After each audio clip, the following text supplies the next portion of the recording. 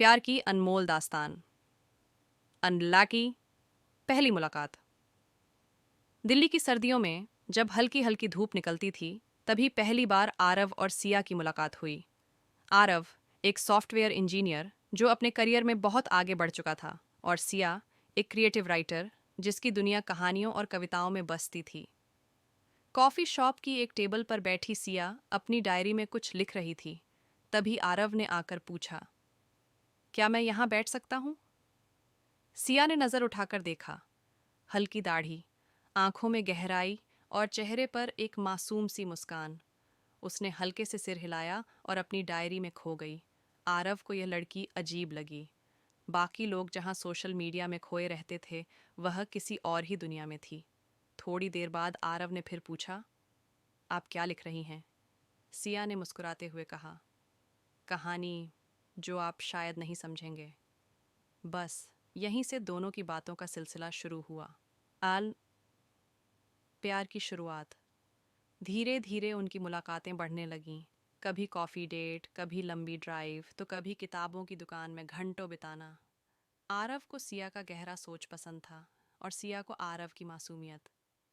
एक दिन जब वे पुरानी दिल्ली की गलियों में घूम रहे थे, अचानक बारिश होने लगी। दोनों एक छत के नीचे खड़े हो गए। सिया ने बारिश में भीगते हुए कहा, पता है, मुझे बारिश बहुत पसंद है। ये दिल की सारी उलझनें धो देती है।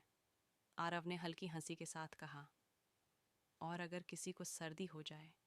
सिया ने मुस्कुराते हुए जवाब दिया, तो कोई प्यार से उसकी देखभाल करता है। उस दिन पहली बार दोनों ने महसूस किया कि उनका रिश्ता अब दोस्ती से आगे बढ़ रहा है। नास इजहार ए इश्क। एक शाम आरव ने सिया को एक पार्क में बुलाया। चारों ओर लाइट्स थीं, हल्की हवा चल रही थी।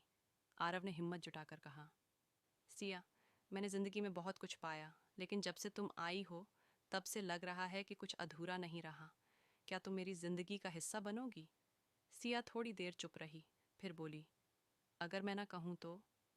आरव ने गहरी सांस ली और कहा, तो मैं इंतज़ार करूँगा, क्योंकि प्यार में ज़बरदस्ती नहीं होती।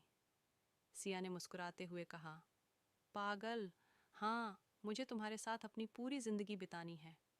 उस रात चाँद भी गवाह था उनकी मोहब्बत का। ईरीन।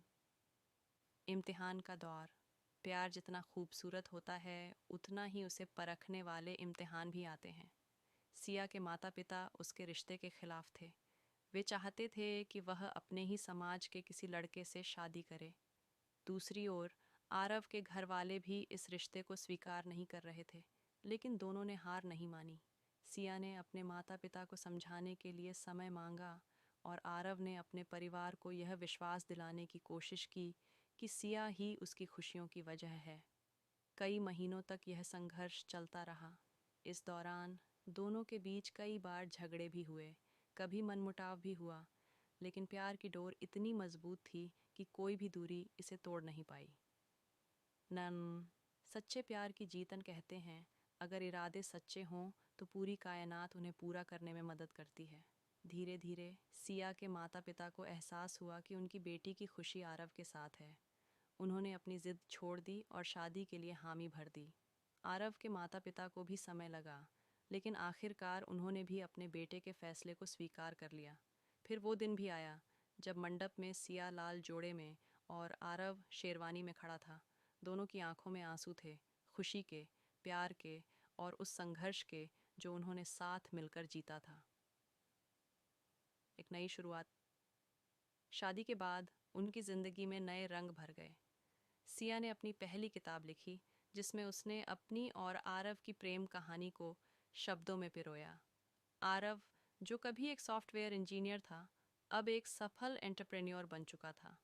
दोनों ने मिलकर अपनी ज़िंदगी का हर सपना पूरा किया। आज भी जब बारिश होती है, सिया आरव को छत पर ले जाती है और कहती है, देखो, ये वही बारिश है जिसने हमारी कहानी की शुरुआत की थी। और आरव हंसते हुए जवाब देता है, और ये वही बारिश है जिसमें भीगने के बाद तुम बीमार पड़ जाती हो। फिर दोनों हंस पड़ते हैं, क्योंकि प्यार ऐसा ही होता है, निश्चल, निस्वार्थ और हमेशा के लिए।